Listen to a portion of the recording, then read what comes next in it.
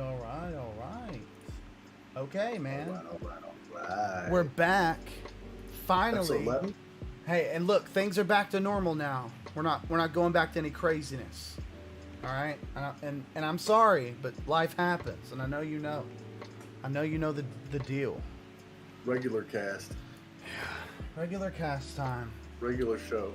Welcome everybody to Fighting Ignorance, episode 11. I feel like we are honed in. I feel like we're about to bust at the seams. Maybe you feel like that?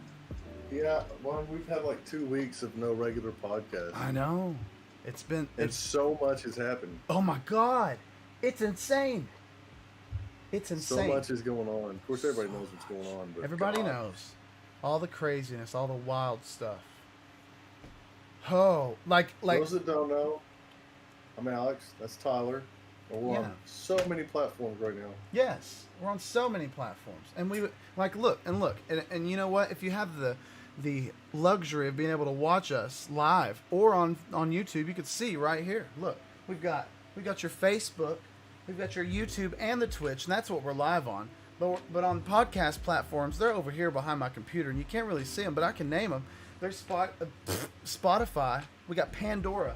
Way back here, we've got Apple Podcasts and Google Podcasts too. What about the spot? What about the podcast king? Hey, Strictly Spotify yeah, now. and we're gonna follow right in his little Are we footsteps gonna, on. are we gonna Oh be able to yeah, have video? oh on yeah. Spotify? That's what I'm Yeah. thinking. Now listen, it might be some sort of beta thing. It might be a thing you have to opt Hey, I into. was watching We're going him for it last though. night.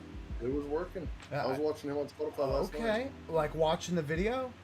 Yeah, yeah. Okay, I tried the other night. Me and my friend did, and we did not have And any like luck. it's seamless too. So like you can shut your screen off and it keeps talking. You turn it back on and the video picks right back up. Right. It's Okay. seamless. Okay. It's seamless. Okay, Joe, we see you out here. All right. Well, hopefully we'll be able to do video on Spotify. I don't know. There's nothing confirmed about that, but that should be a thing coming soon. Especially like around of December is when I think we'll be able to probably opt into something like that. Big things happen. Yeah. Hope it stays there. All right, let me like pull up this list because I did have some things here. All right. So first off, Alex, I want to tell you this. This is crazy. I hadn't done this before, and I finally got around to it. I watched the. I did not know. I'm giving a crazy person some credit here, but I did know Alex Jones actually went to Bohemia Grove and filmed that shit. You didn't know that? No. Yeah, that was back before he lost all his credibility Right. and like went off the deep end. Like he used to be like That's on the cusp. Like he used to be a pretty legit dude. That's And, peak journalism, man. I was like, damn, dude, he's out here doing the real shit, and he was. Yeah, the video quality is really hard to Right, watch because right. it is so You can old make and the out. video You can make quality- out what's going on, dude. Some weird No, I shit. just mean it's hard to watch from today's video standards. Right. Oh, definitely. It's it's blurs, but hey, It's definitely. you Yeah, I know, went down that rabbit hole a while back. from somebody that had never seen it, because I've heard about it and all this other shit, but I've never just been like, hold up, let me go check it. So it was easy. I looked it up, and you can tell that they're hooded figures. You can tell that there Oh, are yeah. horses involved. You could tell that that's an effigy being burnt, and that it's small, and that the body of it is small, and you can tell that's an owl, the giant owl statue.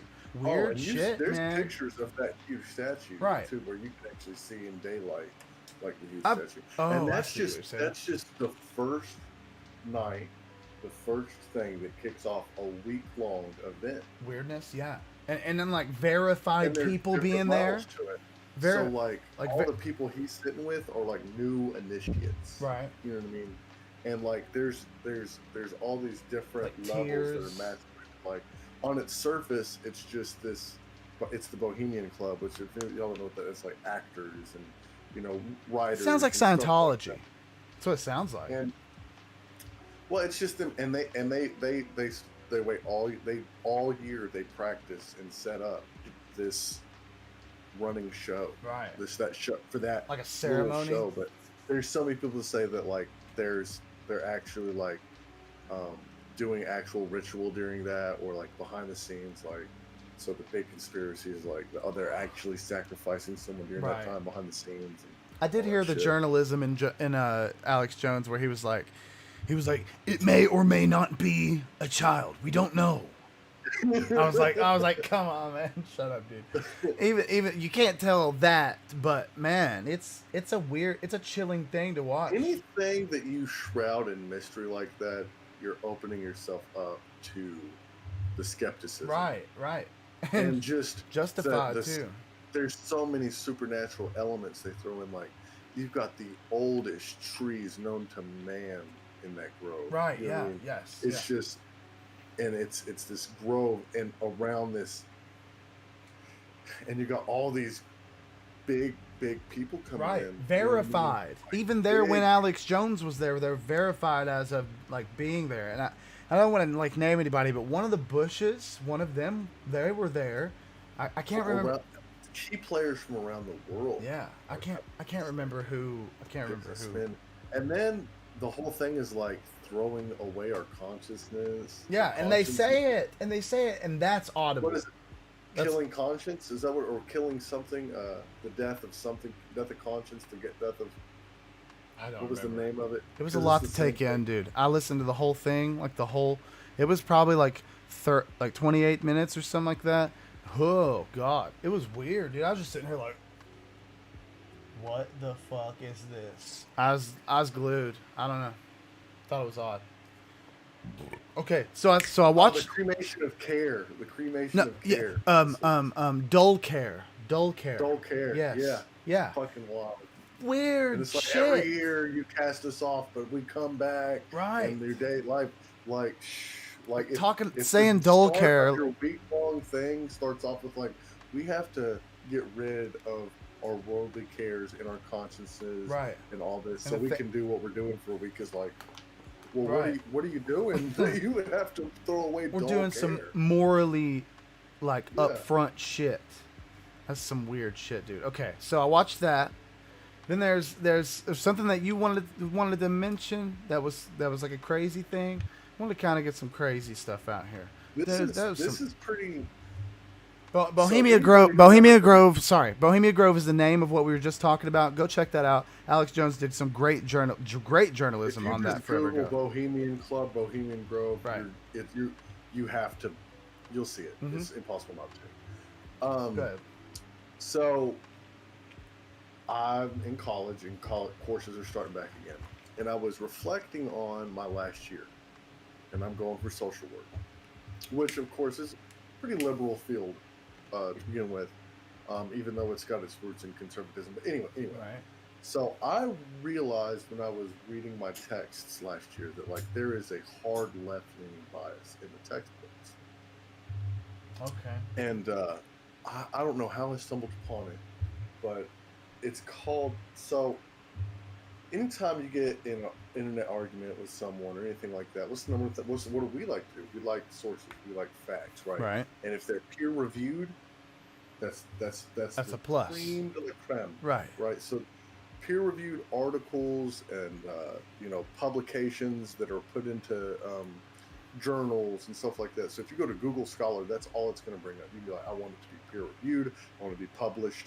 Like when something gets published in a scholarly format, so whether it be a paper, a journal, or whatever, those are taken, and those are like, that's modern now. Like, so that becomes, right. And like these affect the whole world. These affect what goes into our textbooks, like for people to read and go out into the world and go into their studies.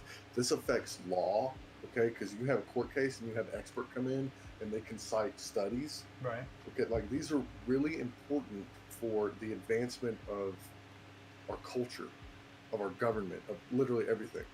So they have this thing called grievance studies. These people did. It's this whole thing. I don't know if you remember back in 2017, Evergreen College. Do you remember that big Evergreen College thing where the guy, like, basically, it was like a walkout thing? So the name of that sounds familiar. Because it's a big, like, there's a whole thing that goes into it. But so these three scholars, well-educated people, they decide to test how easy it is to get something peer-reviewed, published. And so they wrote 20, they call them broken articles. They're fake, just full of bullshit. Right. Right. All right. So, and for instance, one of them, and this is in the fields of like gender studies, feminism, stuff like that. And they say, you know, they're obviously science. Okay, so the problem is that anyone who's heard the term postmodernism basically means so you take your modern way of doing things, the modern things we take, the scientific method. You know, you have observation, hypothesis, you run experiments. Right.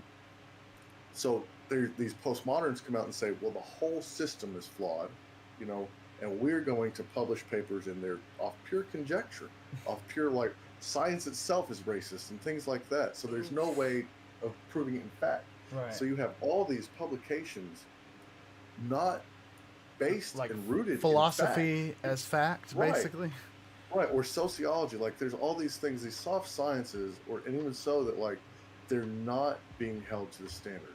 Right. So they said, okay, we're gonna throw some papers up there and see what happens. They took Mein Kampf and took a big section of it and replaced Jew with white. Got published. Holy shit. They wrote a fake paper about how dogs humping other dogs is due to rape culture in America. It got accepted. Oh my god. They wrote 20 papers, and the plan was to go, it was going to run from 2017 to 2019. Right. By 2018, 7 papers had already been accepted. Of the 25 they were wanting Now, to they do. did get some rejections in the beginning. They got Right. some rejections. Right. Um, Thankfully. but they took it, and it was like, okay, we can't just throw anything out there, but if you play by their rules, you can put it, like if you watch this documentary, that you What can put the anything in there fuck? if you play by the rules. Documentary, you said. So there's a documentary on it? It's like on YouTube. So if you just Google or YouTube grievance studies affairs, let's see. I just watched from Mike Nania. There's a recommended viewing order, and it starts out going over like laying the groundwork for why something like this would need to be done. Okay. And it's these academics expose corruption in grievance studies, and it was met with pretty good.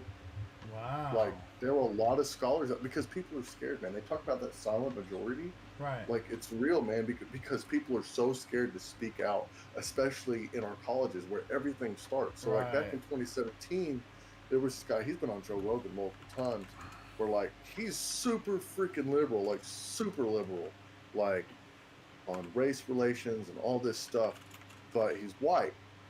And this Evergreen College, like, is like the most liberal college you can go to. And basically, like, they started all this equity training and these equity boards, and like it just got way out of hand. Right. And like the students rioted and stuff. And the thing that the tipping point was because, so they had this like day where African Americans like don't come to class, the teachers and stuff. Like it was and he said, because he's in the STEM field, he said you never really saw it in the STEM fields, in the STEM class. He said I've never had a single student not show up. But they decided to flip it, and they said no white people need to come to class. And he went through email. He's like, I'm not doing that. You can't tell me I can't come to work because of the color of my skin. You can't tell me I can't come. And like it started off these huge riots. What the fuck? Like, and he like actually, that started them? Yeah, and he actually ended up the school backed the students and stuff, and he ended up losing his job.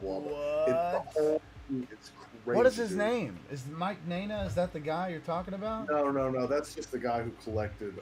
Man, because I've heard about Evergreen College being very liberal. Brett Weinstein. Weinstein. That happened to Brett Weinstein. That was Brett Weinstein. Oh my God! And his that's wife. why. And his wife taught at that college too. What? That's why I've heard of that. Because this is old news, man. Right. This is old news, but it's new to me. Wow. But the most shocking part to me, it's not shocking to me that woke culture forced a professor out of a college. That's not shocking. It should be, but it's not. Right. What's shocking, and because like he would be like, they would have these seminars and classes for the staff, and basically like, everything's racist. You're inherently racist because you're white and stuff. And he'd be like, no, that's not how it works. I've studied racism. Like, Right. I'm willing to have these talks. There is systemic racism, but like, I'm not just rape. Like, that's how postmodernism works. And like, the more I watched it, like, it just enlightened me on what's going on today. And Right. like, the big thing is like, if you control the language, you control everything. Yeah. So when you change what words like racism, um, xenophobia, transphobia, all that, when you change the meaning of them, we can no longer have real conversations about what's racist Right. because Because the term everybody. racist is changing. Right, and everybody's definition is skewed and different, and Right. sometimes And so, biased, and and not based in fact. And that's damn. what's scary. And it's so scary for today So because you look at where he's at and what happens and what they bring up is like, what, why this is scary is because it starts in colleges and stuff like that. But these students are going out into the world in these fields, and these papers are being published, and these are going to lay the groundwork for future laws. yeah, man, that shit's crazy. I'm putting Mike Nana's like YouTube channel in this episode. Like, we gotta put that with it.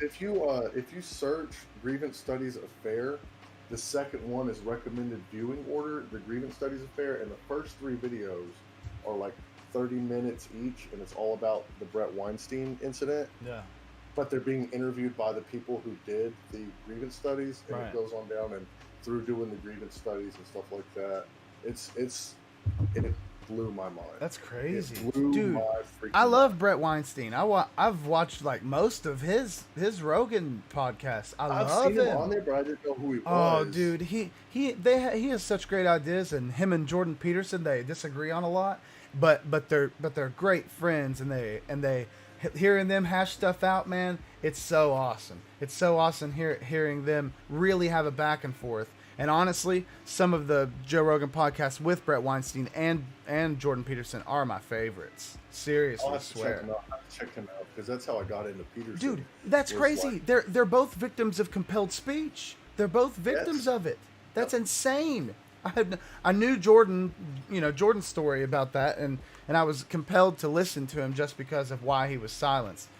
And I didn't For even those know. that don't know, Peterson got big because he's an academic from Canada, and Canada was trying to push a law that would make it illegal and punishable to misgender somebody, and he Right. spoke out against that. Yeah, and got met with lots of backlash from the left. Yeah, and of course the right super embraced him. Right, right, and I don't even think that, I think it was just like a matter of consequence that they embraced what it him. was, it was he's not advocating to go misgender someone. Right, he's Like, definitely not either. He's saying you can't make it illegal. Right. And I think that's why he got picked up by the right. But he's not even that much Well, of a now almost both sides almost hate him to an extent because right because he's remained centrist. That's what happens. well, And he sticks to what he believes. right. And of course, he had ended up he has he struggles with addiction. He Yeah. struggles with like Valium. I can't think of the word. Yeah. He struggles with addiction to those, and he's been to rehab a few times. He's in And all rehab of a right sudden, now. People are like, oh, they discredit him simply based on that. But Oh when you're in God. the spotlight like that, man, I mean, me coming as an addict, like that's the reason I know that anytime if I ever get super controversial and something happens to me, I get some sort of limelight for some reason. That's the number one thing that's gonna be brought up is that I'm an addict. Right. Which bears nothing to the credibility, of course, to anybody at any level, even Jordan Peterson and you. Like, that's not a. I don't know. I don't even think about that. He's taking time off for himself right now too, because I think he's struggling with some facets of that. But to see where that happened in 2017 at that one college, Dude, that's crazy. and to see how it kind of has spilled over onto what's going on today Right. is wild. It's like I see how it's progressed. Like that's micro, and now it's just going bigger. Yeah. It's really scary. And then at the It's at the base of it all, I feel like we're putting together a puzzle. I swear to God. At the base of it all, there's the actual happening, which is people coming, taking an issue, becoming an opportunist for the issue, taking it, splitting it down the middle, and having people pick the side, and then losing the issue therein. It's, And they talk about like just how people can go and make up these titles and these degrees. Like, right. one of the women who spoke at that college a lot, and they have videos of all these seminars, was like her entire job, this white woman, was about, I wish I remember the exact word because it was crazy, like just about how white people are just racist, period. And like he said, oh, like one of the things that like really stuck out is he was in a meeting and he said, okay, well, can we discuss what's racist, what has happened? Because the thing was, they kept saying that this school was based on white supremacy and racism, and he said, okay, can we talk about what the white supremacy is and what the racism is, so we can tackle it? Right. And they said no. Asking a person of color to discuss the white supremacy is racism with a capital R. So like you just have to accept that you're racist, right? Apologize for being racist, and just go with mob rule, and be at someone's mercy. Like, what do you do after that? I don't even. And it's great, and it's crazy to see all these professors at this school just go with it because they're scared, and of getting fired, so and like their house burned down. Scared of the mob. Scared of the mob. Right. And to and they're buying into this bullshit too. Right. Some for sure. Man. The Graven Study thing, I'm gonna be watching that later tonight. I have to. I'll send you the link. It is crazy. That's crazy shit. Okay, so two little dinky things. They both have to do with being in the air, which when I put them together, it was really weird. Two crazy things that have happened just here lately that are, everything aside, just random crazy stuff. Number one, this is insane. Let me like get up the actual stats on this. David Blaine flew. So have you heard about that thing? His ascension. Did he do the stunt? It was scheduled for the last day of August, but then he had to reschedule, and then he did it earlier today. But dude, he just went up. He went up like 1,600 feet, and I was like, damn, man, this is crazy. And he's holding on to these balloons. Explain the whole thing. So he basically wanted to just relive something, just a childhood dream. So one of his stunts, you know how David Blaine does his crazy stunts, he wanted to hook himself up to a bunch of helium balloons and just go up, and then just like parachute back down, but just go up with them, and that's it, nothing else, just helium balloons. And he just did it. He went up to 1,600 feet, and I was like, damn, man. And I hadn't really looked into it much. And then he said that he started talking to his daughter, and he was saying that he was gonna that he was up like 16,000 feet. And then I was like, what are you talking about, dude? The guy went up to almost 26,000 feet with helium balloons, bro. Those that don't know, like that's basically frozen. Everything gets frozen up there. That's 30,000 feet is a cruising altitude for like a 757 jet, and he's like almost up there. And like I think they were saying that oxygen was 60% where he was, like the density in the air made the oxygen. Yeah, that's why he had to have like an arm contraption because everything was going to get frozen, right? Yeah, he had to have. Well, no, it wasn't a freezing. I don't think there was much of a freeze worry. I don't think. Like I said, man, I watched like parts of it. What I am going to do, if you want to go right now, Alex, and just go catch up, I'm going to show just 2 parts of it. I can't play the sound. I looked this up earlier as to what I could do. But I'm just going to show him being up there and just like his view for a minute and then him dropping. Because, dude, it's crazy shit. It's awesome to see. I can show it, but I can't play the sound, which is really weird. But all right, let's see. Yeah, so here's him just hanging out up there, just doing his thing. He's just hanging. I think they were at like I think this was when he was around 22,000 feet or something like that, and he was just going up and up and up. And then here in a moment, which I'm gonna just let that play for a minute, and then here's where he drops out. It's like right here. It's crazy, dude.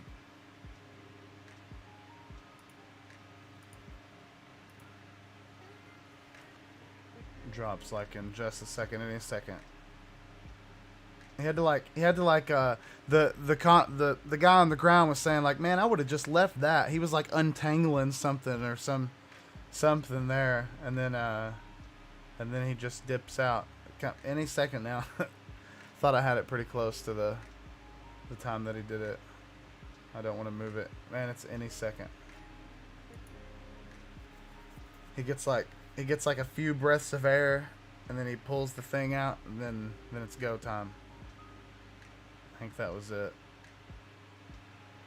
David Blaine and his badassery. They were talking about where he wanted to land, dude, and he was looking down and he was saying, I guess on that plateau. It was crazy. But you need to go check that out. That was a pretty cool thing to watch, and you know that David Blaine is always the shit. He's a crazy dude, always doing something absolutely wild. Okay, and then here's the last thing. This is the most random shit. So fast. I know, dude. He dipped out. You see him, and you just don't see him anymore. Yeah, he looks up and he takes that last breath and he threw it up and he was like, "I'm David Blaine," and then he like let go. I thought that was so hardcore. You want to stick a metal rod through my arm? Yeah. It's like, dude, I've done everything. I've been drowned before. He's the crazy. He's one of the craziest dudes ever. Do it in a fucking like suit and stuff. What? Wasn't he talking about doing that in like a fucking straight jacket and all that shit? Dude, I don't. Probably. He's probably mentioned he wants to hit the ground and levitate. Is he the one that fucking tightrope walked across? No, that was just some other crazy fucker. That was just some random crazy dude. People are nuts, man. Yeah, people are crazy. Speaking of people being crazy, this was a headline that I saw today, and I was like, okay, today's podcast day, gotta at least keep this for the headline. And I'm gonna pull it up, but you can see it. There's no video or anything like that. It's just kind of a news story. But FBI investigating report of guy in a jetpack flying 3,000 feet in the air at LAX airport. Yes, sir. And like comments were like, Iron Man has arrived, like all this crazy shit, because I guess the FBI doesn't even know what's going on with the dude. He just jetpacked, just messing around, just jetpacked. He's fucking libertarian for sure. Right, he's just out here living life, and people are going to try to take his jetpack, and that's just bullshit. Well, who knows? Who knows? Here's the thing. Oh God, he don't need to be flying around that shit. There's no way. Yeah, like because like it's everyone has to be known what you're flying and when, because it's not just your life anymore. Oh God, yeah. No, like, dude. I mean, I'm obviously totally joking. In airspace, I should be able to go in my backyard if it's not in airspace and just make a. Well, no, I shouldn't. I mean, I'm sure there's like a height limit where like you can fly up to here, because you see people on like. I know not. Craziest thing are those bikes, those parasail bikes I see people on. Dude, I saw them flying through Somerset one day. I'm like, I think that's fucking awesome. I've seen those. I think that it's 5 nautical miles around where your launch site. You have to be not in any airspace for you to be able to just go straight up. I've looked that up doing rockets and shit, because I've wanted to build like a pretty decent sized rocket, and I started here a while back, but I haven't really followed up on it or done anything with it. I still got all my stuff over there, but I haven't really, I don't know. But I'd like to make a jetpack. That'd be pretty sick. Yeah. Well, I mean, it's just insane things you don't know that you're not allowed to do. Right, you know yeah. I mean? Like collect rainwater. Like, on one hand, it's like, well, I should be able to do that if I want to. You know, that's crazy that someone else can tell me I can't do that. But on the other hand, it's like, okay, well, it makes sense because of people's lives. Yeah. It's not just my life. Because if I, mess up a landing or a takeoff of even a two-man aircraft, there's 2 dead people because of negligence. Yeah. Well, I mean, like, and what are other people's flight logs that day? Right. You know? All right, the bread and butter. Dun, dun, dun, dun, dun, dun. Everyone knew it was coming. Okay, so listen. Here's what I want to do, all right? I want to be fair about this. and there's no unfairness. I've talked about it a lot. So I've tried to pride myself in how neutral I stay in talking about it. But I have a video, okay, and the video is no personality. There's no personality involved. It's just the fucking timeline of the shit. Is all the videos together? Yeah, like, so you see all the of them. whole There's thing? all Oh, 4 videos, literal, exact, like time. Everything's straight on it. It's legit. I tried looking that up and tried to find it for this reason. For anybody who's been living under a rock, Kenosha. And now listen. Also, I tried to write something to give this a precursor, but I guess that really what should be done is we should just let the video talk. But I also don't want to do that. I don't know what to do about this. Is really what I'm getting at. Well, Well, I mean, what were your initial thoughts? well, okay. Let's do this, okay? Because I want to lay it out. And if you want to add something, I'll stop and let you add.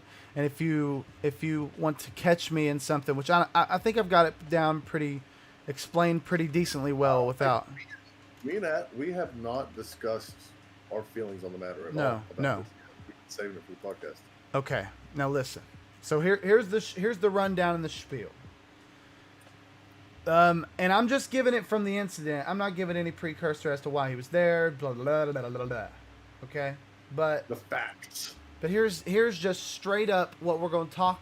What we'll end up talking about. Maybe we should just do that whenever we get to it. I'm sorry. I'm sitting here thinking about how to do this. So Kyle Rittenhouse. What do you know about him? Like that day during daytime. Do you know of any of his whereabouts? Any? There's pictures of him like cleaning graffiti, right? Right. And Picking up trash. I heard something about him picking up trash. right. So what we can gather Handing from out that. water or some shit. What we can gather from that is general. It seems like he was there for general cleanup. Seems like he was there maybe to help. I would say, a helpful role, and that's in evidence that I saw from earlier that day. Well, then nighttime comes and it's getting near curfew time, and there is one of those. I don't want to call them a militia, but I do want to call them like a group of people that do have guns, but I think that are more so there in protection of their rights and the property of people that live in that area. Nothing wrong with that, in my opinion. Now, Do you know the name of that group by chance? I don't. And you know what? I don't think they had a name. I never heard it. I don't even want to give them a name because I hate that shit. Because then people take that and run with it and shit on it. I don't know. And maybe they I need to think be. there's merit if it's a group of people doing something. Right. That group needs to be labeled as like that's this group's actions, not this group's actions. I agree. I don't Not know. everyone with the gun. I agree. I don't know. Then you could call them the militia for that night. Then in that case, I just don't like saying stuff like I don't know. So there's a group there, and there's a car lot nearby. Well, somehow I do not know this, and I think this is a big thing that's on everybody's mind. But somehow, some people from said group ended up getting involved with people at said car lot. Somehow and in some way, the tape starts rolling, and there's Kyle Rittenhouse. And Kyle Rittenhouse is walking towards a building, and it seems like to the left of the building there's some cars. It looks like they're parked in just a grid type format over on the left. A person is behind Kyle. You can tell that he's got some kick to his step, and he's kind of jogging lightly. Somebody's coming behind Kyle, and they're running. They kind of get a little closer to him. They throw something. A lot of people speculated what it would be. To me, truthfully, it just seemed like something in a bag. Not sure what. Didn't seem very heavy. Was on fire. I didn't see any fire. And a lot of people have analyzed that, and they've said that they've seen no fire. I don't see fire. I see something in a bag. And I'm just telling you. That's just what I've heard from countless people. That's what I saw, too. I didn't. Not fire. I just saw something in a bag. Somebody confirmed that it was something in a bag, allegedly confirmed, and then other people say that they think it was that too. So whatever it was, Somebody threw something at him. I don't even care what it was, to be frank. But somebody threw something at him. Kyle runs off to the left along the building, gets involved in the cars. The man is still full sprint running, and Kyle is still somewhat at a jog. The man gets together with Kyle. I don't think that there were any physicality that you can see on tape, but a shot was fired. People say that it wasn't Kyle, but then shots are fired that are from Kyle's gun. And here's where I'm going to start what I've written. He was being chased, and he shot a guy that had gotten pretty close to him within some cars with the intent to hurt him. The people were clearly yelling out, get the guy, get the kid. And he was running, then the bag was thrown, or whatever was in the bag, whatever. Then they met up, then gunshots. The guy went down. He stopped, and he stood there with the body, which was, odd to me. But he called somebody, and he left the scene. Now, him leaving the scene seemed to be because there were other people coming over, and probably 17-year-old, I don't know how he thought about this shit, but he probably thought that maybe they would think that he had something to do with it, and he probably needed to scoot, and he just did. But he called somebody. It is confirmed that he did call his friend and say that he killed somebody. I don't really mind who he called. He did call somebody and give some accountability, and straight up just said that he killed somebody on the phone call. So he did that. But he left the scene in the direct direction of police. There's a wall of police coming down the street. He left. When he left the scene, I just want to say this real quick. When he left the scene, it seemed like he made sure that there were people tending to that guy. Yeah, and even if he didn't, people were tending, and then he left. Right. So, yeah. So he didn't just shoot the guy and then leave. Right. Like, he stayed there. He stayed there. He started to tend himself. He started to tend himself. A guy pulled his shirt off. A guy that was actually a reporter for the Daily Caller pulled his shirt off to try to create a tourniquet, actually, and he didn't create a tourniquet. He just put it over the guy's face because the guy got shot in the head, and it was a pretty gruesome scene right there because I've seen that video too. Didn't want to see that shit, but I did. Yeah, because the only thing you can see is like a scratch. Yeah, it's like a. So he got shot around here. Right, and it went through. Okay. It was pretty rough. So it was like that. Well, from what I heard that he got grazed with a bullet right here, but he. Okay, so that's all I saw. He also got blew out, like he was. Yeah, so the guy just covered it. It was hard to watch him trying to. Yeah, man. Like you saw him, crying and like. He was done. It was sad to watch, man. That was I have to say this because I don't think media is giving it a lot of attention, but that was a reporter for the Daily Caller that stayed and tended with that guy. That's a right wing part of journalism. Nobody's saying that that's who that was. That's truly who that was. He has a very good account of it over on the Daily Caller. You can check that out. That's pretty good. Forget his name. I should have it written down, and that's bad of me, but I don't. Okay, so Kyle flees that scene towards police, and I'm not going to say after he sees that someone is tending, but someone is tending. He stopped tending, then he left, headed straight towards police. He called someone, left the scene, and while running, okay, so he was running towards them, and while he was running, someone came up behind him and tried to swing at him. They were not successful. They got pretty close. They got close enough to him to hit him, but they just missed. So when that happened, I guess that things just happened with Kyle. I don't know, and he ended up tripping. But when he tripped, he fell and he sat on his butt. When he sat on his butt, one person, and if we're sitting on his butt and Kyle's 12 o'clock is his front facing, somebody from like 11 o'clock or somebody from like 3 o'clock comes and jumps straight up and tries to just stomp down on him. Well, Kyle swings his rifle over and shoots up into the air, like almost along that guy's leg, misses that guy. That guy just kind of takes off walking. While that's happening, Kyle has two people running to him from 12 o'clock.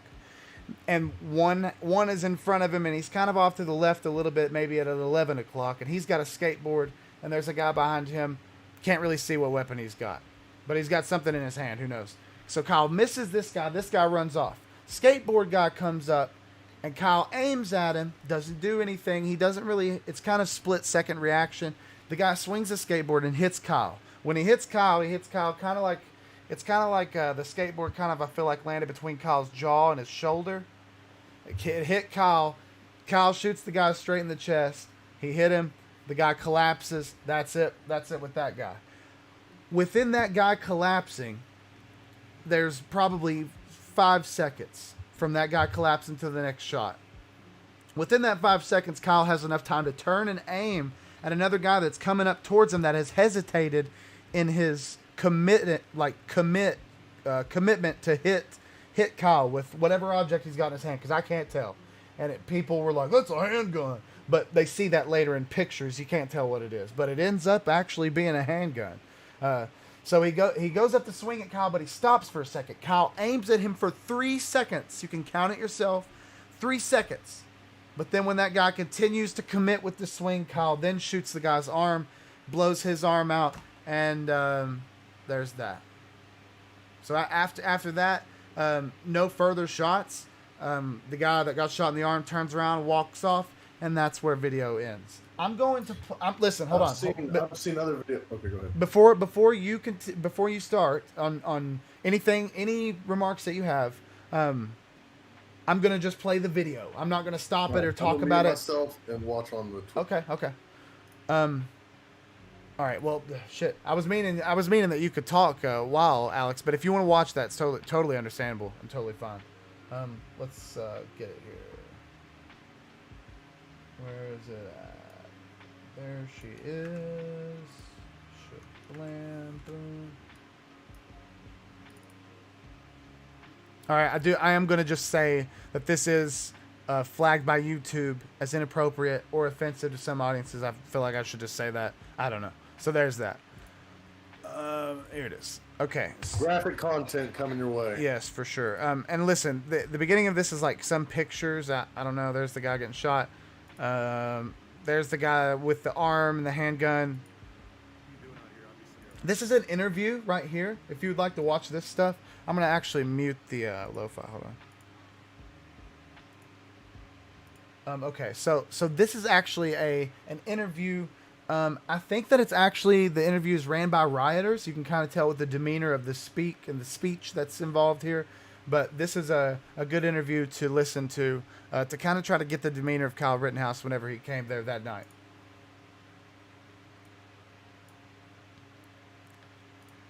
Give me 1 second. So people are getting injured. What are you doing out here? Obviously you're armed and you're in front of this business we saw burning last night, so what's up? So people are getting injured, and our job is to protect this business, and part of my job is to also help people. If there's somebody hurt, I'm running into harm's way. That's why I have my rifle, because I need to protect myself, obviously. I also have my med kit. Okay, important to notice. I wondered why he was calling himself an EMT. He is a lifeguard. He is a lifeguard from where he lives, and he has traveled to Kenosha. I think it was 20 miles from his hometown. Across state lines, though. He does live in Illinois, and Kenosha is in Wisconsin. Okay, so he's a lifeguard. That's how he has a med kit, and that's why he calls himself an EMT, because he is registered to be able to respond first aid and stuff. So, pictured here is the first victim. I'm sorry, I don't want to sit here and pause, but this is the first victim. The first person that allegedly has attacked Kyle Rittenhouse, and Kyle defended himself. Allegedly claims that he defended himself against this guy right here. This is the first guy.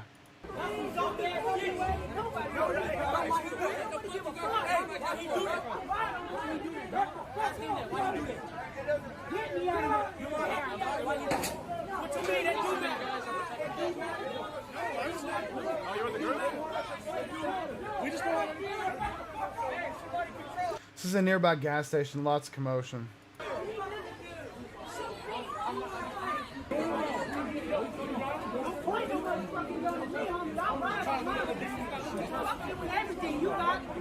Shoot me, nigga.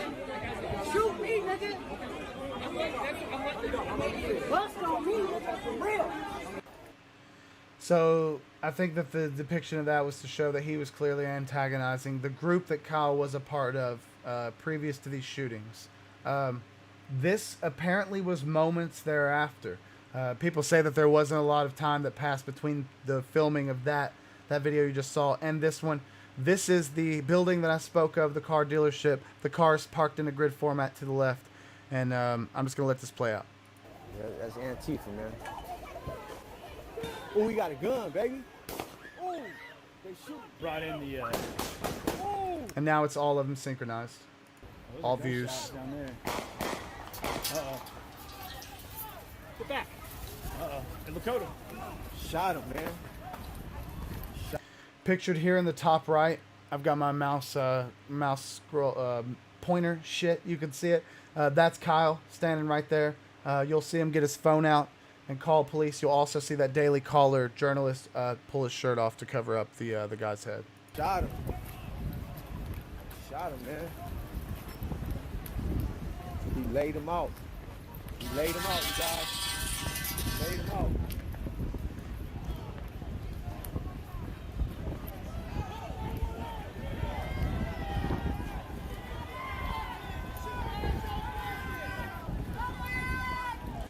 You'll see that Kyle runs off to the right. That's where police were moving up the street to come visit. Visit? I don't know what I meant by that, but they were coming.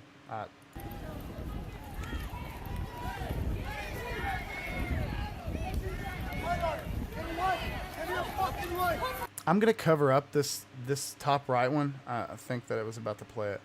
I am gonna cover up that top right video because I don't really. I don't want to see all that.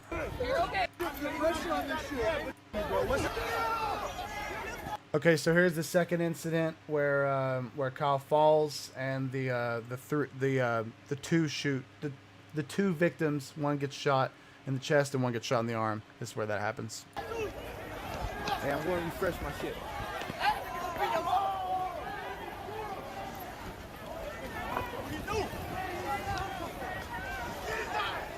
He's calling! He's calling!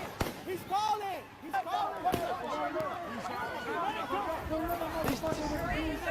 He's calling! He's calling!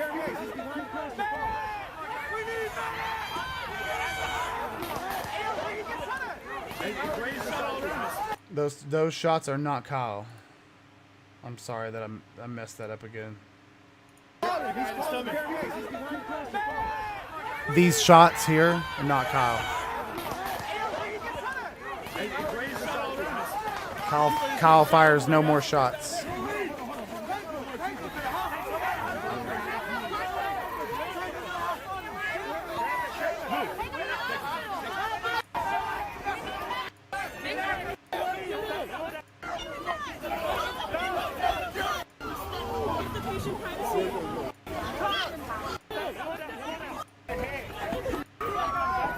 Now this is real time. Kyle, you know, that last guy gets shot, and then the last guy with the arm, and then Kyle proceeds to the police line.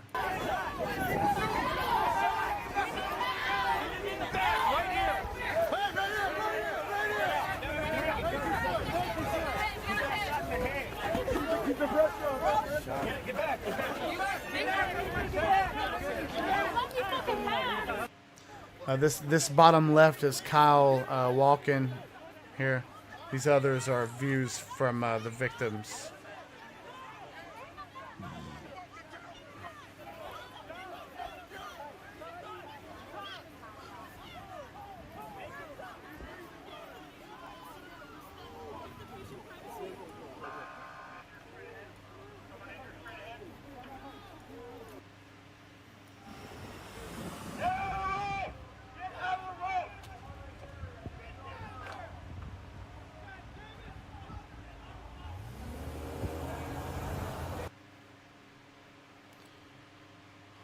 All right. So, those are the facts. All right. Apache Mexican. Shush, Oliver Stone. That's the factual take on what happened that night in Kenosha with Kyle Rittenhouse. You see it there. People, that's just the facts right there. That's just factually what happened. So, that's the facts. Now I want to just create the line of that was the factual stuff, and now we're going to talk about it. Okay?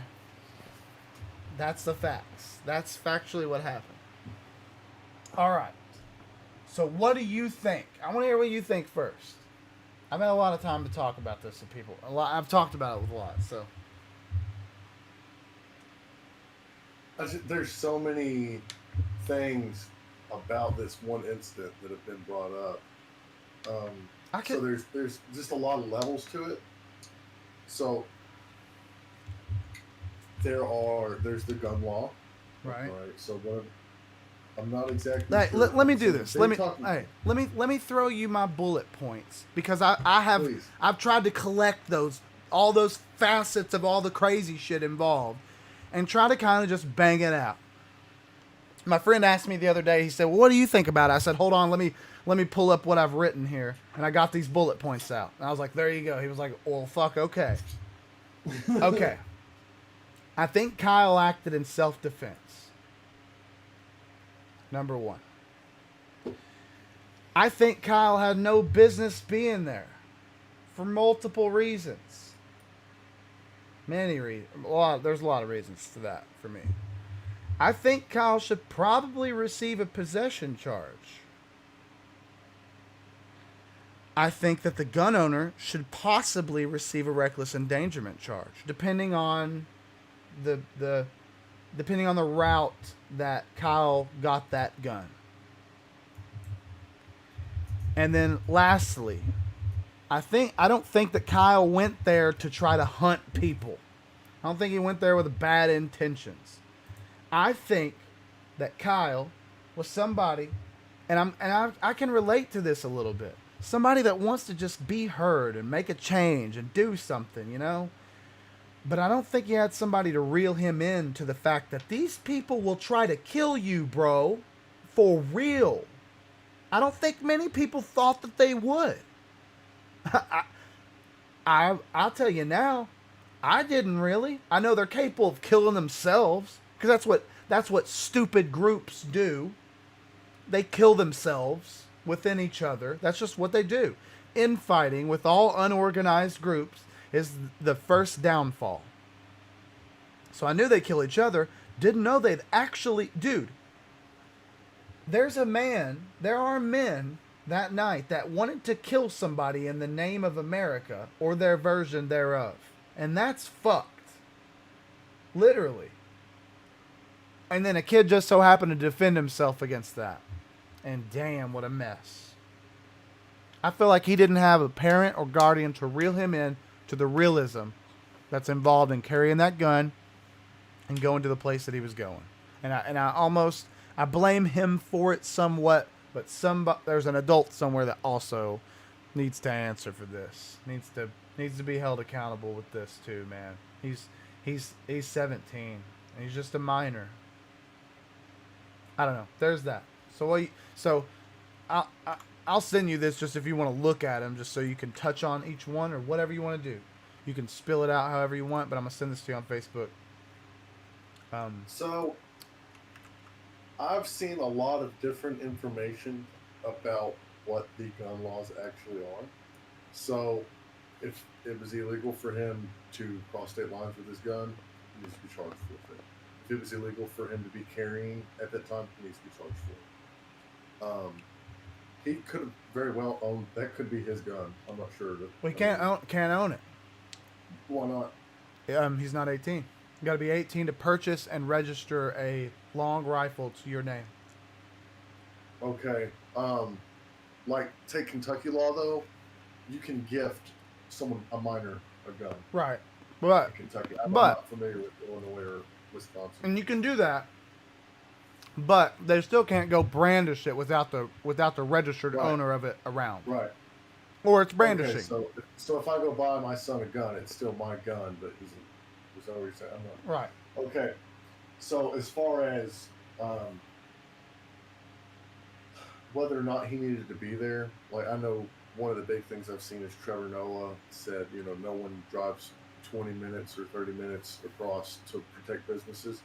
And I disagree. Me too. Same. These are our communities. This has been going on for a while. Okay. I'm talking about the opportunists. Now, the people are starting to get sick and tired of watching their small businesses and their communities and burn to the ground and being toppled over, being run by this mass mob. And to say that people have no business being there is just ridiculous. I agree. I even agree. even if he went to a completely different state, okay, this is our country we're talking about. Yep. You know what I mean? And I think people going to protect small businesses is, or even any business for that matter, is a noble cause. I agree. You know, if that was my son and he said, it'd be a tough call for me, man, because I would be conflicted between wanting my son to be safe and wanting my son to be able to stand up for the principles. Right. So it's a really tough call for any of us to Now, say. look, I feel like. I feel like though, here's what because I thought about that exact same thing. That's why I was like giving you a face. Thought about the exact same thing. But you know what I would do? I'd be like, listen, I love it. And you know what? We're going to find you a way to be able to get your mouth out about this because you feel strongly about it. And we're going to make sure that you're heard. But buddy, you're 17. And I don't think that for you to be there at nighttime without adequate people that are willing to be there with you to understand that also understand that this is potentially life threatening. I don't think you Same need. could be said for the other side. Hold though. on. No one's gonna argue. I don't think he needs to be there at night. Past The curfew. same, I feel like the same could be said for the other side. You know, and there's For sure. plenty, For you sure. know, of articles out there about why it's okay to bring your baby to protests and stuff like that. Oh yeah. And why kids need to be involved with stuff like that. So ultimately, I think it comes down to a family conversation, and I don't think it's something I can really judge someone else for. I can have my own views as to whether or not I want my family there or why not. Yeah. But I feel like every family's principles, I shouldn't, as long as they're not breaking the law. Which him being 17 and being there under past curfews, that Right. and that's what Right. that's what a parent Well, would be there to protect him There's from. also this. Okay, everyone else is past curfew too. So No, everyone, agree. There So are I feel plenty like of people at on a both certain sides. point, it just becomes okay, you know, where do our beliefs and our and our mores and everything, like, where does that trump local legislation? You know, you're still Yeah. going to be held accountable. You're still going to be held accountable to it. Okay, so don't get it twisted. Like, you know, if you decide, hey, you know what, And look, We'll do this. listen. I'm not talking about the other side because if you want to have a whole separate conversation about the other No, side, I'm we talking about- I can. mean, that applies to both sides. That applies to both sides. Because they got some big So problems. him But being there, I am not against him being there. 17 though, that's where I'm like, he is not responsible for himself. He's not. I am, and that's why I think he had no business being there at night time. If he wanted to go there and he I wanted feel like he did. he wanted to clean up his community, he did that during the day. It sounds to me like he did exactly what we just spoke of. But being okay with me having my child armed out in the streets with a bunch of other armed potentially people that are this age, that would be a call that as a parent I could not say, man, yeah, you just go right ahead and do it out there, man, because I would make that call, but I really don't feel comfortable judging his parents for allowing him to go out there. I don't know. If they could have, listen, it's a matter of parenting to me. If they would have just been like, I feel what you're saying, man, but it's not even a matter of parenting to me. It's a matter of that kid did not know the realism of what is involved in the people that are there. And to me, that's something that a parent or a guardian or somebody with that realism in their mind is supposed to It instill. really seems like he did, though, to me. I don't think It he really did. seems like he did. But really seems like he did. doesn't seem The to me way like it because He handled himself during the situation, because that could have all that tells me is that he's very trained with his firearm, Yeah. dude. Because it was a That very could've- I mean, it was it a, could have just as easily ended with that guy took that gun from him. And Yeah. Kyle Rittenhouse is dead. right because that's On any that's level. what would have happened. The fact that he made it out of there alive Right. is, I mean, don't get me wrong. I don't want to see anybody. I hate that anybody died during that. Man. Watching that guy die on camera, rough, man. Yeah. Rough. Crying. You know, I it was don't rough. They were trying to hurt the kid. I'm not saying that I have no fucking remorse, but they were Now, trying to I've hurt him, heard man. a lot of conjecture. The post I've been seeing now is that the guy was chasing him to begin with because he had already shot at someone. Right. That doesn't even make But any there's no proof sense. to that. That doesn't So even there make any is sense. still, I feel like there's still more information yet to be seen. Let's see, word excited. I want to see what happens in court. I really want to see what happens in court. Look, man, I think now we're at the point to where it's a matter of whether or not this is going to be called as self-defense. He's already got a fucking homicide charge on him. That's not going to go through. I think that those are going to be gone. I Yeah, think that for he'll sure. go. But he'll definitely be facing some felony gun charges more. And I think I'm not that he needs to, sure man. about Look, laws. dude. Hey, I'm gonna tell you right now. There's something that we disagree about on this, but we also don't because fuck. You've got to understand that if my son at 17 wants to be active about something, I'm driving his ass there and dropping him off. And anybody that thinks that that's a shitty style of parenting can bite my ass because I don't care. But Well, I will be there. You always hear about different cultures, and you know why we need to. I'll be respect there at things like- dusk. I respect another parent's choice to let their adult children, because the 17-year-old is an adult child. Whoa! How far away is he from being able to sign up and go to the military, man? Oh God! So do you think? 18, But do he's you? very Hey, but visible. do you think that being able to sign up for the military at 18 is a fucking sound thing? Because I think that's fucking crazy. Fuck it. I have mixed feelings on it. I mean, look at Germany. All right, drinking age of Germany is like 14 or 16 legal drinking age, and their DUIs are like don't happen, just don't even hardly happen. High school in Germany pretty much goes to like 9th, 10th grade, Right. maybe, and then to stay like it goes on further. But most kids leave and go to the workforce, and like you have to actually like have good grades and have like decide. Yeah, but your hey, parents decide, man, that yeah, I'm shit gonna don't do happen this. here. People are pieces of shit here. What I'm saying is, The military here is the GI Bill. It's the the money. thing that makes a person an adult. So we want to fight for bodily autonomy for 4-year-olds, right? But then we decide a 17-year-old is an adult in a case like this. I'm not we're- fighting we're- for that shit. So do you see what I'm saying though? So like, I mean, I there's guess. this- I I don't just know. feel like, man, it's just too tough to call. Check it. I've went all my motherfucking life going held unaccountable for every single thing up until I was about, I don't know, 23 years old. When I was 23 years old, I learned how shitty the world was and how it wasn't going to be sorry about anything and it was just going to chew me up and spit me out. Guess what? You want to know why? I think that I had a little bit of a lack of teaching of that in my youth. Guess what? Lots of parents are like that. They're just a little bit complacent to teach their kids accountability. It happens every fucking day. I know people that are in my family that don't even teach their kids accountability, and that's fucked.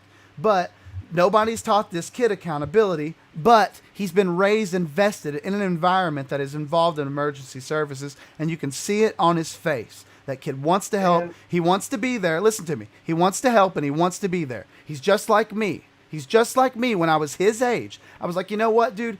I'm going to leave here. I'm going to go to EKU. I want to be a diagnostician. House inspires me. I think it's dope. I want to help people out.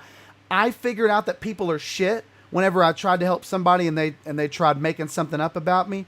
And that was my recognition of realism. That kid didn't have that, and he didn't. He didn't realize that he's... Some people make it a long way in life before that happens. And I don't Great, think and that's it the sucks. factor It that makes sucks. adult. It sucks. I don't think that That kid's life Do you is think he ruined should be now. Tried as an adult? Do you think he should be tried as an adult? No, He will be. I know. They don't think he should. That's just a personal thing. I don't think he should. I think there is an adult here that needs to be held accountable. I think that there is an adult that should have been like, listen, buddy, this ain't you going and maybe burning a building down. This is you're taking the gun that I bought somewhere, and you could actually have to use this, like for real. Like, I'm not just saying like, pack up the guns, load the guns tonight because someone may break in, small chance. You're going and increases your chances of like at an unknown rate, you may actually have to use this. No one did that, and But I now can now hear his the life other is side of ruined. the argument saying, you know, Dad, if I don't, who will? You know, That's just somebody that I guess doesn't need to give their kid, a 17-year-old, a gun. Then I don't now know. I'm not going to send my son out there. I'm not. Right. But I can understand. What the fuck? At a certain point, Then you and agree it's, with it's me. going to start happening more. Oh, Kids yeah. are going to start standing up for their communities. Adults This is should. more than Hey, about somebody just comes. politics. If a group of people come down here to Somerset, Kentucky, and they want to start some shit, I will be at the front of that. I swear on my kids. Swear on Speaking it. of, But get ready for this week in Louisville. Why? If my advice, oh man, Big what is shit. it? NSW? Oh, they're coming back. Oh, Grandmaster great. Jay, they're coming back this weekend, and you're going to have both sides coming. So they're coming, and you've got the 3%ers are going to be there. A whole bunch of people are going to be in Louisville this weekend. Not a good weekend to be in Louisville, people. Not a good weekend to be in Louisville. And see, listen, dude. Because remember, last time that he was there, Grandmaster Jay said, if I come back, we ain't talking. Right. If I have to come back, we ain't talking. Yeah, And he made a whole bunch of empty threats. that's fun. And that's just going to, and he's coming back. The other side's coming in full force. And I would not be surprised if we don't see some bloodshed in Louisville this weekend.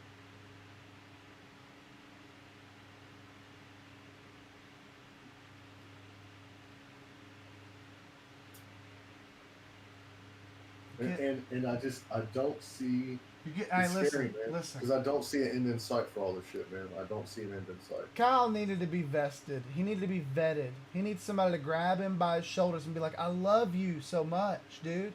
I see your motive. I see how active you are. Go, leave the fucking gun here so you don't fuck your life up. But do whatever you need to do, man. I don't know. You can't give a kid with a bright. Yeah, but look, all right, but if he went without a gun, look at all the people who've been on that side, protecting business and stuff, getting the snot beat out of them, possibly killed without their weapons. You know, I think of the guy I don't who's know. over, you know what I mean? He And just- they he steal just a should have fucking been- wallet off his dead corpse. He should have been picked up at dusk, man. And he didn't get picked up at dusk, and he killed two people and injured one, and his life's fucked now. Has there been a statement from his parents made? I don't think, not that I've seen. I don't know. I know that he had a statement, like his lawyer had a statement this past Friday or Saturday. I forget when he was getting I hope they extradited. got him in protective custody in jail. I just feel fucking bad for him. I'm just gonna be honest, because Well, yeah, I feel bad for everybody involved. Me too. I mean, really. I don't feel bad for people that think that they can go and injure people because of their beliefs. I don't feel bad for those people for getting injured. I really just don't. I don't know who that is. I'm not saying anybody in I just don't. in I particular. don't like any aspect of it, man. And it's getting. Things are just getting worse and worse and worse and worse. And my I don't thing see it too, in man, inside. I don't my- see them inside. My big thing on why I think that he didn't have. Anybody can say who should and shouldn't have been there, but he was by law not meant to be there. I wish it would have been followed, because now I hope. By law, no one should have been there. Right, agree. Now we're gonna have the I don't even know how to say this. Like This is what happens whenever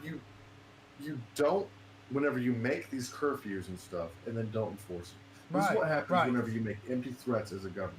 This is what happens when Portland says, no, let them go, stand down. This is what happens. Yeah. You can't. And People aren't going to sit idly by and watch their communities be torched.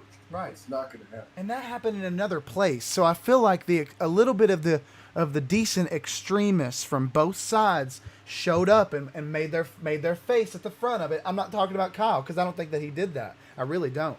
I think that Kyle talked to some people. Some people got him on video that night, and that's how we know of his motives. And then I think that a lot of people just watched as he got chased down, because of what he believed in, which is just shitty. But there's the other guy that was saying the N-word as a white guy surrounded by black people, which also just makes no fucking sense to me. Flip it over. If it had been one of them guys holding the gun saying Right. it would have been insane. Right, it would have been a fist fight or worse. because the left doesn't carry guns, which also doesn't make any sense. Anyways, that was really weird to me. And then the guy that carried the gun got shot in the arm. I don't understand. Anyways, I just feel like a little bit of the extremists in both ends came out. With Kyle, it's not even so much the case with the right, because that was a matter of self-defense to me, no matter how you look at it. To me, people are arguing, hey, and the fact that I don't think he should have been there doesn't mean that I still don't think that's self-defense. That was self-defense through and through. I think that his parents should have not let him go at nighttime, but I also think that that was still self-defense. I've made that correlation, and people are like, oh, so then you don't think it was self-defense? And I'm like, no, it was still self-defense, because he was there. I just think that he should have not been there. And you're right. And it's not, I don't need to say this out loud, but a lot of people didn't need to fucking be there. And who needed to be there probably faster? And I'm not blaming them, but the police. How the fuck were that many people at that gas station arguing for that long, and nothing? I don't know, dude. What are they gonna? I mean, the cops keep getting told. I don't know about in Kenosha, but they keep getting told to stand down. Yeah, I haven't even heard of mayor any sort of political response to that in Kenosha, other than that Trump is going. He's going there. He's going there, and he's deputizing the state police. Oh shit! That's what he did in Portland. Damn. Okay. Well, someone has to do something. Trump's going there himself too. I heard to assess. I read to assess damage himself. He went to Kenosha. Oh, I didn't think he had been there yet. Yeah, he'd already been there because what's the gentleman's name who died? Got shot in the back 7 times. The reason they were having all these riots. Jacob Blake. Jacob Blake. Yeah, Jacob Blake's father wouldn't meet with Trump. I'm not saying one way or another about it. I'm just saying that's how Trump was there. Right. Huh? What the hell? Or it could have been him saying I'm coming and him saying in advance I'm not going to do it. Right. Wow. Okay. But I'm telling you, man, and I'm sure you can. Anybody right now. I'm really freaking scared for the world my son's going to grow up in. And I'm sure every parent in the world has said that since the beginning of time. Oh, yeah. Things really seem, I don't think America's ever been this bad. Sometimes I wonder, am I seeing the downfall of America? Am I seeing the fall of America? This is how it starts. Hey, listen, I've come to this conclusion, though, and we have to remember this, dude, and I know you know this for sure, but things are happening a lot, but man, we're just seeing them a lot faster, and so it just feels like a lot more shit. I have to remind myself of that sometimes. I mean, there's literal riots going on. Oh yeah, now that's bad. Of course, that's the bad shit. But I don't think I've ever seen. Portland's still going. It's still going. Still in Portland. I saw live streams last night of shit popping off in Portland. Still. Hardcore. So I don't know I don't know where or if there's an end here. I just don't know. Haley Stevens said something. Hey Haley, she said, I'm so on the fence about the story. I jumped when I first heard because I didn't know all the different sides. I feel bad for doing that. Now I'm so torn how I feel about all of it. Parents cannot control what their kids do. I just can't blame the parents. But it sometimes does stem from your raising. You can be the best parent you can be, and your child can still make bad decisions. But then also you can have horrible parents and their kid grows up to be an upstanding citizen. That doesn't mean as parents we can't try to do better. I know parents that hold themselves accountable for their adult child and they shouldn't be blaming themselves. Think about so many situations that we as parents want to control our children and stop before they ruin their lives. At some point that child will enter into the adult world and we can't protect them from everything. I just relate it to my sister and seeing my mom lose sleep, lose days, holidays, special moments in life because she was wrapped up in the decisions my sister was making. She held herself accountable every day as the parent, even if the judicial system didn't, for the actions of her. And she was the mother who grabbed her child and held them and loved them and motivated us to do good, not bad. She told my sister time and time again she was there and supported her, and she still made horrible decisions to ruin her life. I always relate that to decisions I'm more familiar with. Now, listen. I know, Alex, I want to let you talk, but here's my difference. My difference in this, and maybe even I'm going to actually try to think, too, of her situation as well. But this situation actually ended up in this child having to a child having to defend their own life. Like, that is my goal as a parent, to prevent every single day, even past them being 18. I'm not saying that past 18 they can't make that decision to put themselves potentially into a place of higher risk to have to defend yourself fully, because that's on them. They have to have that understanding of that realism first, though. And like some, like I haven't actually had to defend myself with my gun and hurt someone or even threaten to. So I'm not in a situation like that where I can be like, this shit's real, and have like a real true meaning behind it. But that's why I respect my guns. Like, I respect them like they are a bomb or something. Like, the way I respect my guns is just, I wouldn't carry my gun on my back out in my street unless it is the absolute last thing we got to do. And listen, maybe Kyle felt like that was the last thing he had to do. But he's still just a kid. People can say whatever they want. He can't even work 40 hours a week yet. He can go join the military. He can? Great. He shouldn't. He's a kid. He's just a fucking kid, man. He's probably worried about the next thing he's gonna have touch his genitals, for God's sake. He does, and you know what? It seemed to me, like I said, I gotta reiterate, it seemed to me like he was a very upstanding guy. I've seen past social media posts. They're very articulate. Seems like a very smart kid. Seems like a kid that wanted to do something in emergency services. He said he wanted to be a police officer. He didn't realize the realism because his parents weren't there to remind him, and he had to defend himself in a real situation that he should have defended himself in, and he did a great job. He'll never be a cop now. Never.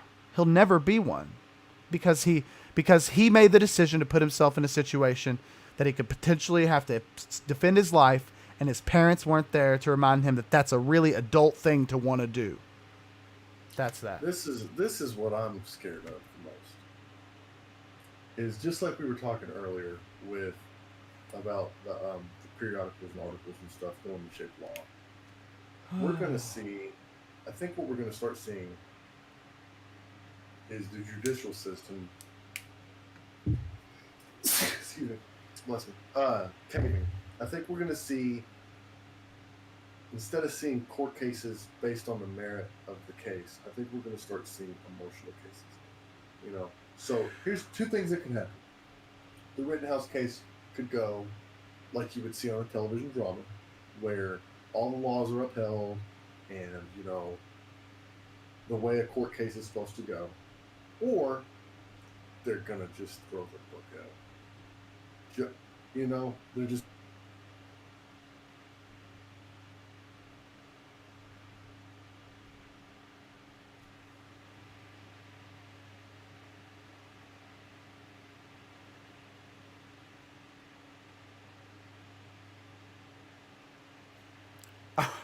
Are we good? Previous to this, Alex had some issues, but we thought that we had them fixed. Seems as if we might have had a little bit of a problem. So we might take a brief intermission. Yeah, we're gonna do that real quick. So just uno momento, por favor. 1 second.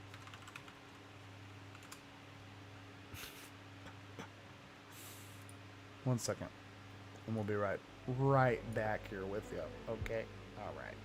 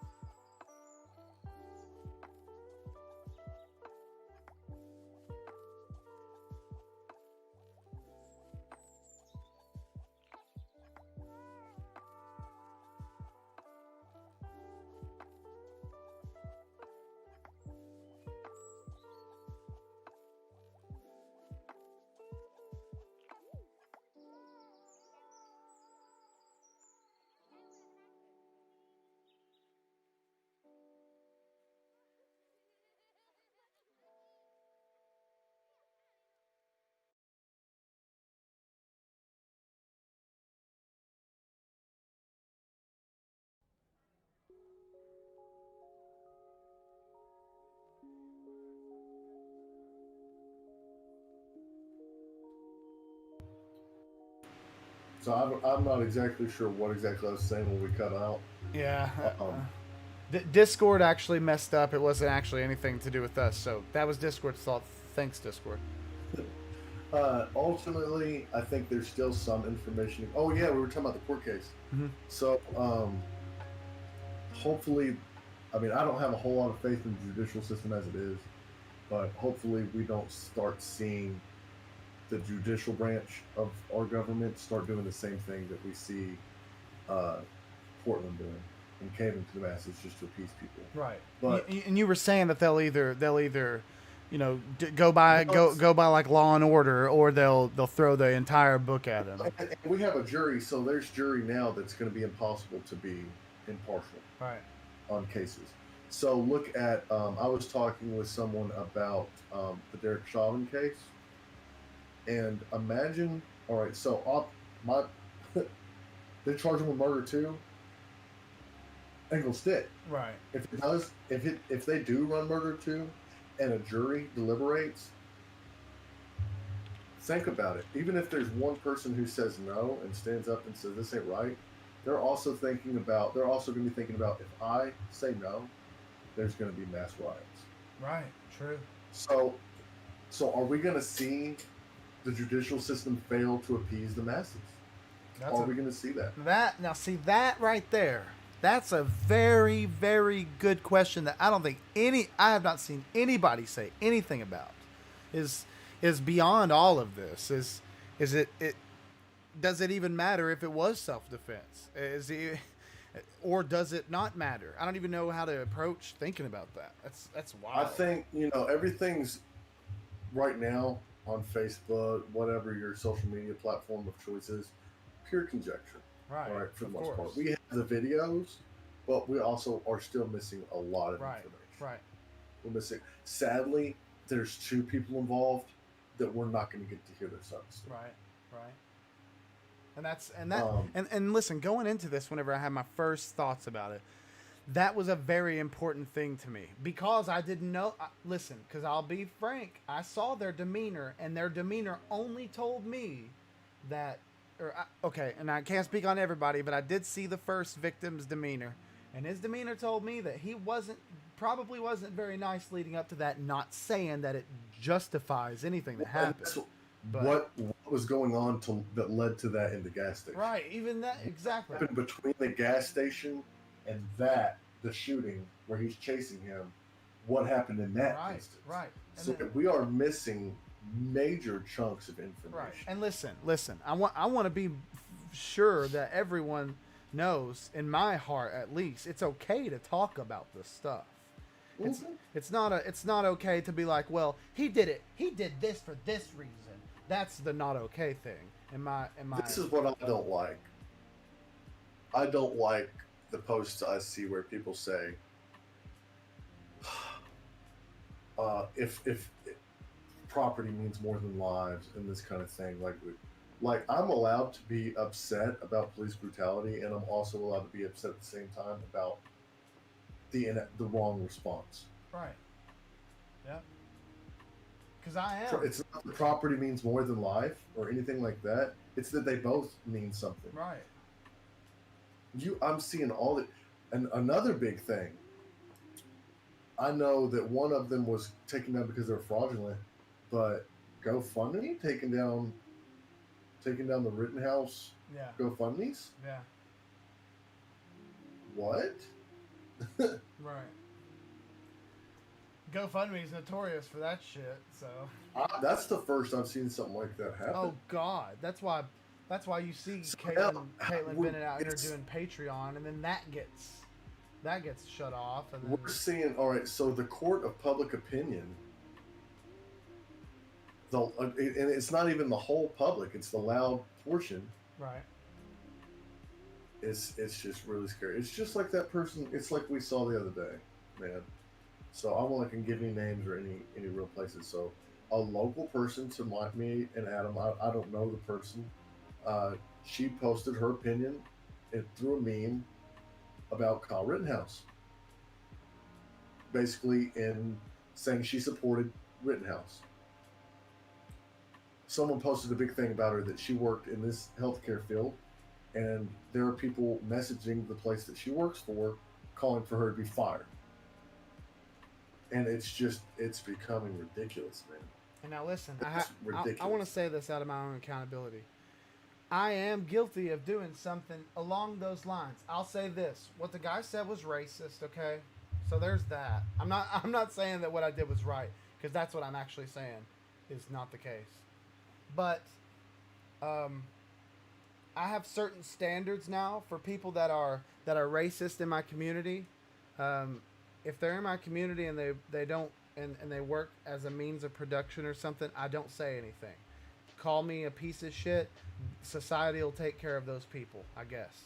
And that's just kind of the way I'm going to leave it now. Is the people that will exacerbate it and take it too far will probably just end up handling that anyways. And if I need to have a considerate speech with somebody that's a friend or something, then I'll talk to him about it. But I'm not putting my hand in that shit anymore, because that's a stupid thing to do. It was a dumb thing. And I contributed even just a little bit. I know that I'm not responsible for that person losing their job. I've had to tell myself that at night in order to sleep, to be honest with you.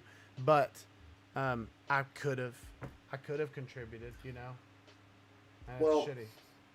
I don't want that shit around There are me. certain things, like if someone's out here touting fucking Mein Kampf, Right. obviously there's certain fields they don't need to work in. Right. And it's totally up to a company to decide, you know what, you don't stand by our values and we don't want to hire you. Right. But on the other side of the coin, if someone comes out in support of Kyle Rittenhouse, and then someone can just say, well, you're a racist, and then they message the person they're working for and say, you support racists, Yeah. like, the court of public opinion is getting very scary. Cancel culture is getting very scary. Yeah. Like, that, just like we were talking about earlier, the professors Yes. who are afraid to speak up. It's very for odd fact too. and Alex. logic and right it's Isn't scary. it odd how the only people that have canceled them are the people that sit opposite of the dichotomy that they canceled them from? Thank God for that, because that means at least some people at least see that they're not just fully discreditable bullshitters. Like Jordan Peterson, he's got some great shit to say. I don't care what side of the aisle you sit on. Life-saving shit that he has to say. And literally, I know one person that I think of very highly that literally writes him completely off as being a sexist, misogynist piece of shit. And it disappoints me to no end. It's hilarious whenever you bring up things like that and you say, okay, well, let's in what, when, or where, or why. I've done this. And then and from what I've seen, they do a couple things. One, they go, I don't have to bring up an instance. You know, it's just, or they say, you know, or just look at anything they said. People, they don't, The generalized. they won't bring up instances. Right.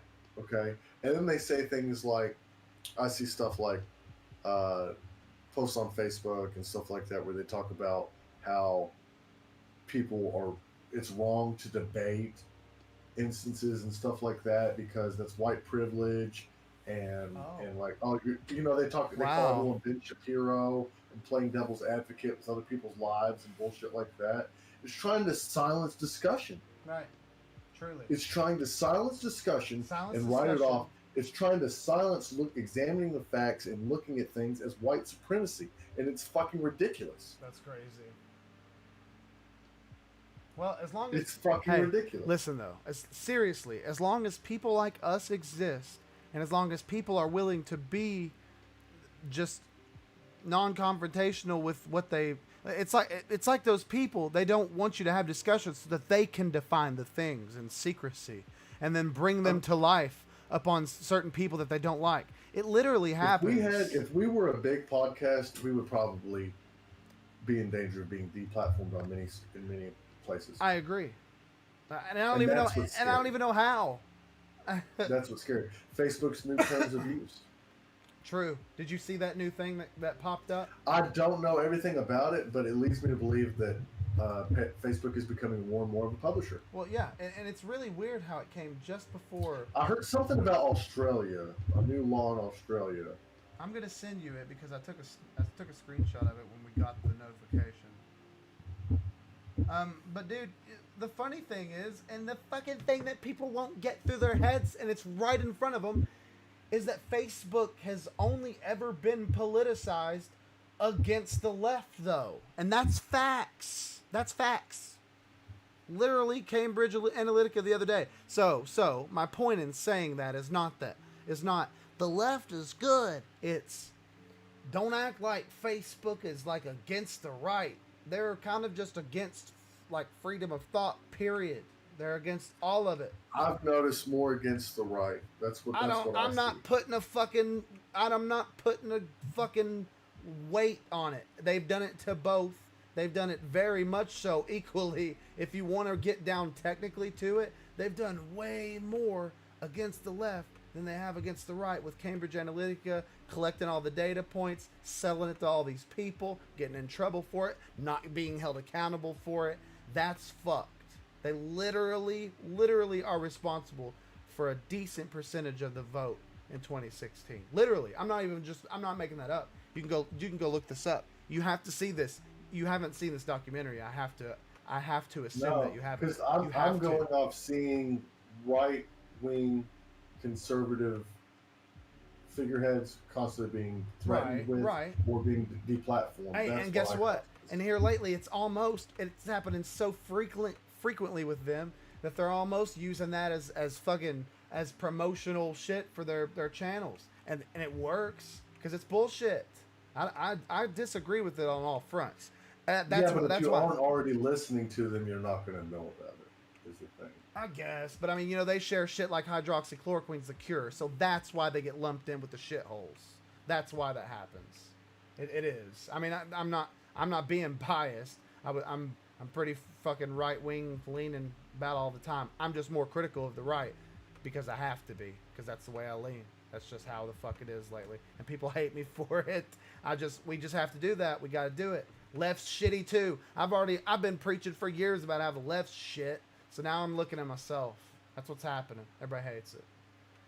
But that's what we should be doing. Dude, you totally have to watch that documentary. It's mind blowing. Please send it to me, please. I think that it's still on Netflix. What was it called? I'll be able to look it up. Okay, now we're nearing like 2 hours. I've got one thing I want to bring up. Go ahead. This is gonna be on the opposite end of what I'm usually. The other thing that I was gonna touch on. We'll just do that next time. It's really good though. The Joe Jorgensen stuff. Oh man, yeah. That sounds like a big dive. Yeah, it is a pretty big one. It'll take us a while. Here's a quick one. Yeah. Anybody's heard about California Senate Bill 145? So the memes on your social media are saying that it's California allowing. Goodness, where is it? You're seeing memes on Facebook talking about they're not even hiding anymore. They're making it open to whether or not it's going to be a felony for having sex with minors of the same sex. Oh God! And so there's a lot of misinformation being spread about it right now. A lot. What the fuck? Well, I looked it up, and this is from Q Voice News, bringing LGBTQ news out of the closet. Right.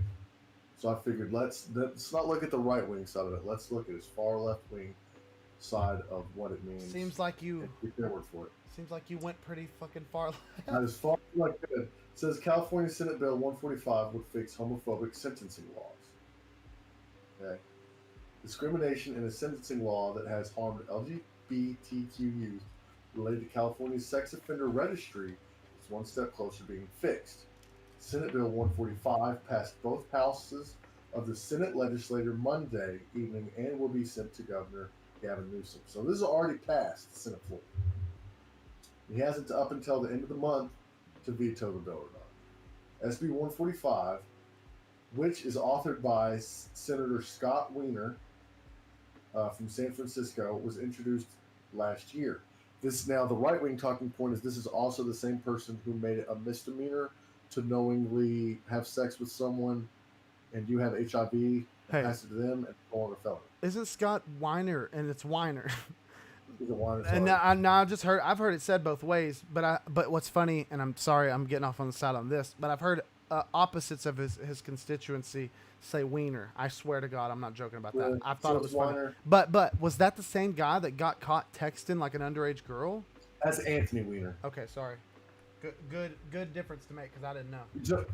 The guy that sent the nudes back in the day? Yeah. This is the guy who wrote the bill that made it in California no longer a felony to pass AIDS to somebody Okay. knowingly. Right. So that's the right wing talking point, Gotcha. which I think should totally be a fucking felony. Yeah. That should be. Yeah. That should be. It's like akin to biological homicide. warfare. It's like a Geneva Convention break. It was blocked by Assemblywoman Lorena Gonzalez, who spread false information about the bill. Now, this is all from the Q News. SB 145 does not legalize any kind of sex with a minor and does not change the potential sentencing for having sex with an underage person. Rather, the bill simply gives judges the ability to evaluate whether or not to require someone to register as a sex offender. Right. The passing of SB 145 guarantees equal and fair application of California's sex offender registration law, regardless of sexual orientation. LA County, Los Angeles Deputy District Attorney Bradley McCart said in a statement, ordering someone onto the sex offender registry carries lifelong consequences. Allowing judges and prosecutors to evaluate cases involving voluntary sex acts between young people on an individual basis will ensure justice for all Californians. The current law, it goes on about who the supporters and stuff, and it brings up the ACLU and all these different people who supposedly support it. I don't care about that. I want to know what the law is. Right. Under the law, current law, an offender who commits voluntary, so not rape, but voluntary yet illegal sexual orientation or intercourse, meaning vaginal intercourse, only vaginal, between teenagers from 14 to 17 years of age, and the partner is within 10 years of age, is not required to be listed on the state sex offender registry. Instead, the judge has discretion to decide, based on the facts of the case, whether the sex offender registration is warranted or unwarranted. So, if your girlfriend or boyfriend is 14 to 17, so a minor, Right. and you are within 10 years of that age that they are, it's still illegal, but you may or may not be put on the registry Whew. of sex offenders based on the merit of the case up to the judge. Ooh. That makes sense to me. So if I'm 18 and my girlfriend's 17 and we have sex, there's a lot of people on the sex offender registry right now who should be for instances like that, or ones that are close to it. That's what the current law is. If it's vaginal sex, then it's up to the judge right now. So they're saying that is unfair to LGBTQ community, because what if it's two gay guys? It doesn't protect, because anal, oral, only vaginal sex is protected under the current law to allow judges to make that call. Does that make sense? Yeah. So it says, however, for all other forms of intercourse, specifically oral and anal intercourse, sex offender registration is required under all situations with no judicial discretion. This disparity specifically harms members of the LGBTQ community. This legal distinction in the law, which threatens oral and anal sex as worse than penile vaginal sex, is a relic of anti-sodomy laws. Although California's anti-sodomy laws were repealed more than 40 years ago, this discriminatory relic has remained and is harming young people. Here's how the law specifically targets LGBTQ people. If an 18-year-old heterosexual male has penile vaginal intercourse with his 17-year-old girlfriend, he is guilty of a crime, but he is not automatically required to register as a sex offender. The judge will decide based on the facts of the case whether registration is warranted. By contrast, if an 18-year-old gay man has sex with his 17-year-old boyfriend, the judge must place him on the sex offender registry regardless of circumstances. We must stop criminalizing LGBTQ young people, Weiner said in a statement. There is no logic reason to treat different sex acts differently, and that distinction only exists under California due to egregious legally sanctioned homophobia of the past. So given that as the facts, I agree with this bill. People are trying to make it out to be some making pedophilia okay type deal. But you know, if an 18-year-old male can have sex with a 17-year-old female, and the judge can decide whether or not to put him on the sex registry based on the merits of the case, then the same should apply for an 18-year-old male having sex with a 17-year-old willing male boyfriend. What a But of course, that's a mind fuck. what's your thoughts on it? Whew, I'm gonna be honest. Yeah. I mean, duh, that should be a thing. I agree with it. I have a hard time seeing how the fuck that is like a homophobic bill. No. The law as it is homophobic. I don't even see how that's the case. And the reason that I don't see how that's the case is, and this, I don't know if you have any info on this, but I mean, has there been a case where an 18-year-old male has had sex? You know, a person. I'm sure. Dude, why? What the fuck? Where the fuck are those people? It happens around the country all the time. Hey, and now around the 18, country, 19-year-olds. I understand. That's why I think that law is very much important. But fuck, dude, does it actually seriously not like? Is it? Yeah. Hold on. Penile and vaginal. So you're telling me that the judge comes in, he's like, all right, we got 17-year-old Jack and 17-year-old Jenny. Y'all are good. We're not going to have to put you on the registry. It's gravy. All right, 17-year-old Chad and 17-year-old Derek. Nope. 18, 17. Yeah. He has You're no. on He it. can't. You're on He it. can't. Yep. It's out of the judge's hands. That's fucking stupid. So sure, what the fuck?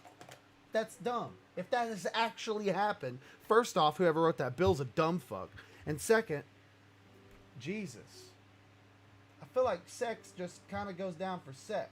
But then again, when they were mentioning, Why is oral sex not as bad as vaginal sex? well, okay, that's why my brain's all over the place. In the wording of that article, they were saying that the Weiner guy was saying something about how it's like homophobic literature or legislation or something. I don't really see how it's that. I do because I mean obviously, a gay couple cannot have penile vaginal sex. Okay, I guess I get it then. That seems like a semantic bunch of shit. And yeah, that just seems But like. also, could you imagine your 18-year-old daughter and with her 17-year-old boyfriend, or vice versa? Right. And like, if they had vaginal sex, they don't have to be put on the registry. But if they was just blowing each other, then that's worse. Like that's insane. That's insane. Then it's like now you got to be put on the registry, and you can't. Like I would tell my son, like if you're gonna have sex, like You better just go ahead and oral bang is it a out, better bro. option right now Oh. if you don't want kids. Oral's a better option. No, So- well, in California, it sounds like you might be. Listen, we can't do the oral shit. You got to skip. Here's condoms, buddy. You got to go right to the straight to the deep stuff. But that's how quick one side or the other can twist it. And I challenge people to do what I did. I don't say I do that perfectly in everything. But when you see something and it strikes home with you and you go, oh, that's horrible, see what the far other side has to say. Please. Now, I'm going to look up the right side later and see what they're saying. But it sounds like that Q News did a pretty good job of reporting this. What led you to look that up? What led you to check it out? Well, I saw the meme, and Tim. So I listen to a lot of Tim Pool actually, which he Right. used to be real centrist, and now he's just a real Trump tower. Well, I saw someone post a meme or a picture, and Timcast said they're not even hiding it anymore, talking about pedophilia, and then that something about the SB, and so I just Googled SB 145 California, and then it was like on top stories. It was the first one. It said Q Voice News, and I said that's got to be it right there. right. That's got to be the one I look at. Here's a good Go down, and you're going to see all sorts of stuff about why it's the devil pedophiles too. It's a really good a good example of how you can actually use Google. Google is trustable. And so here's another article about the same thing. It says from Fox 11 Los Angeles, New California bill would lower penalties for adults who have sexual relations with a minor. Rough. Which is, you know, what it is. Literally like Amelia Bedelia shit. God, man. Don't you love the media? Let me type. Dude, check out this And headline. then someone's just going to read the headline and they're going to go, "Did you know that California is lowering the penalties of having sex with minors?" Oof. It's the pedophile age. Right. It's the pedophile age. Right. And then now, and then it's like, it's the global elite. And then it's over. Yeah. And then you lose them. And they're in the Whenever rabbit it's something hole. like that, that definitely needs revision. Right. Definitely needs everybody to look at and pay attention to it, but not with the Now rose-colored glasses. it does open now but I think with it we need to start looking at what judges do, because if I see a judge allow a 24-year-old to have sex with a 14-year-old and not put them on the sexual offenders registry, I think 10 years is a bit much. Right. Right. I can say, I don't know, maybe 17 and 27, maybe still pretty weird to me, but 14 and 24, 14 and 23, 14 and 20, fuck, dude. Yeah. Fuck all that. I don't know. Fuck all that. So, It's almost like I think- once it goes down past a certain age, then you get to where it's like it has to I would be. have liked to seen 16 to 21. Yeah. That Is being what the I would like. maximum. Is that what you're saying? Yeah, like young is 16 and the oldest 21, maybe Dude. 22. Oof. Yeah, that's probably max. I don't know. I'm not gonna get like finite on what I think is. Yeah. Well, I mean, anytime you say what number is okay, it becomes like, obviously 18 and 17 is ridiculous, right? Yeah. Obviously, if me and my girlfriend are both 17 and we're dating, and I have a birthday and I'm 18, you know, and now we're not allowed to be sexually active, like Right. obviously that's ridiculous. Right. So then you have to go, okay, where do we set the lines? Right. And there's always going to be circumstances where it doesn't fit. There's always going to be the really mature 16-year-old. There's Right. always going to, you know, there's going to be cases. So it's hard to set those finite lines. So I understand why they went with 10 years, Right. but also you're never going to. Hopefully, no judge pulls a stupid move and tries to fucking be weird, and hopefully somebody catches the Yeah. judge in that. Which it's still illegal. They're still getting charged with the crime. Right. It's just whether or not they are going onto the sexual offenders registry. Right. Okay. I see what you're saying. Yeah. Jesus. Whew. That was just a mind fuck. I don't know. That's way simpler than it sounded, but it was just a mind fuck. Yeah. Thank you, misinformation. It's almost like, and I listened to the whole thing. It's not like I wasn't paying attention at all, but I just got it, like just now, because there was just a bunch of shit. I was sitting here and I was like, what in the hell is he talking about?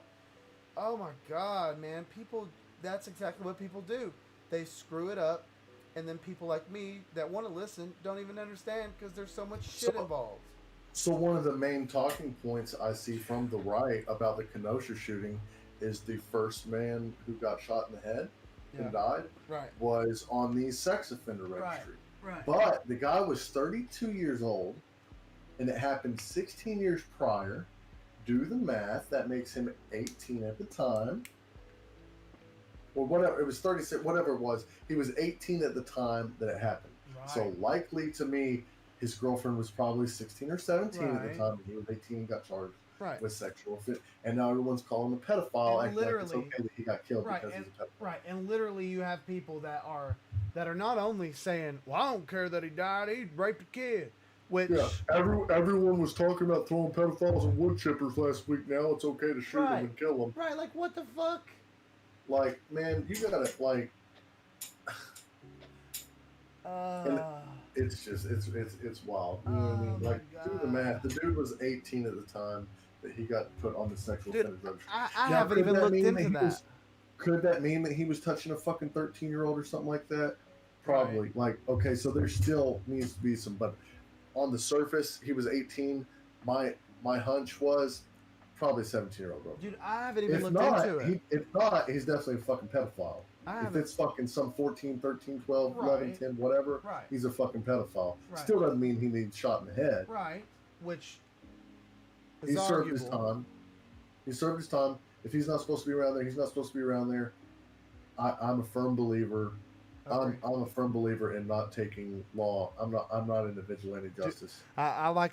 I posted something early on about them losing their due process and how that's fucked up, and I still believe that's a pretty true thing. Well, But anytime you it was bring out up of anything about self-defense. pedophiles, anything you bring up anyone who's a sex offender or a pedophile or a rapist, and you bring up any kind of humanitarian thing for them, people jump your shit. Well, people call For you a instance, pedophile.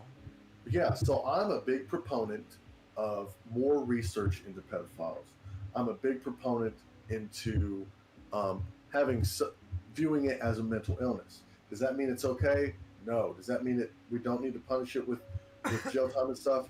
Absolutely, that's not what that means. But it means if we want to nip this shit in the bud, because let me tell you, chopping off balls and chopping off heads and hanging people ain't been working since the dawn of time. All right, It's true. we need to look into what makes a pedophile tick. How can we combat this? What they're fucking sick. Nobody who looks at a 5-year-old and get aroused is right in the fucking head. Right. Does that mean it's okay? No, but it means if we want to end it somehow, is it a genetic issue?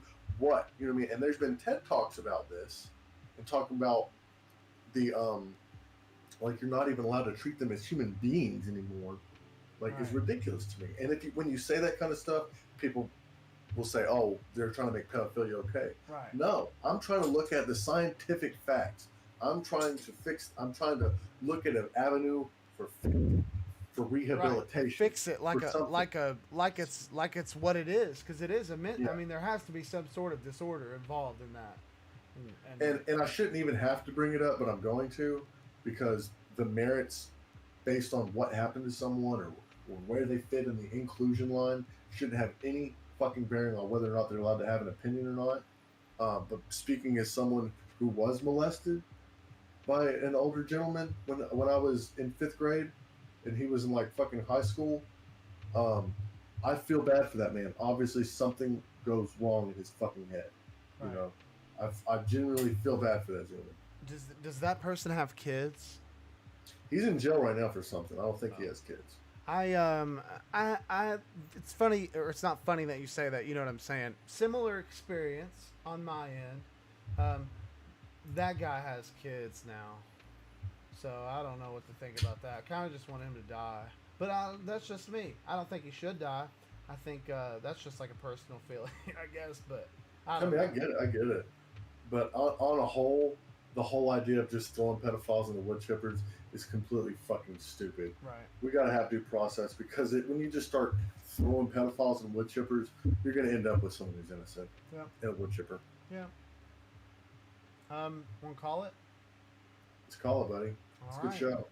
show. This has been Fighting Ignorance. This is episode 11 now. We're back to the regular shit. Just reiterating. Out here doing the regular shit again. You were going to make some sort of announcement? Okay, so panel podcast. I'm thinking that we're going to try to start looking into scheduling that pretty soon. Just for like a weekend or something. I don't know. Well, we're going to get that sorted out. I don't know. We're just going to get that sorted out. You'll probably hear about that in the next week or so. Other than that, we're live on all platforms on Wednesdays at 11 p.m. Eastern Standard Time. And the platforms are YouTube, Twitch, and Facebook. And you can catch us on anywhere you can find a podcast. If you can find a podcast there, we're on it. Big ones are Spotify, Pandora, Google Podcasts. Yeah, just check us out on there if you haven't already. Alex, anything? Fight the good fight. Yeah, fight the good fight, guys. And we'll see you later.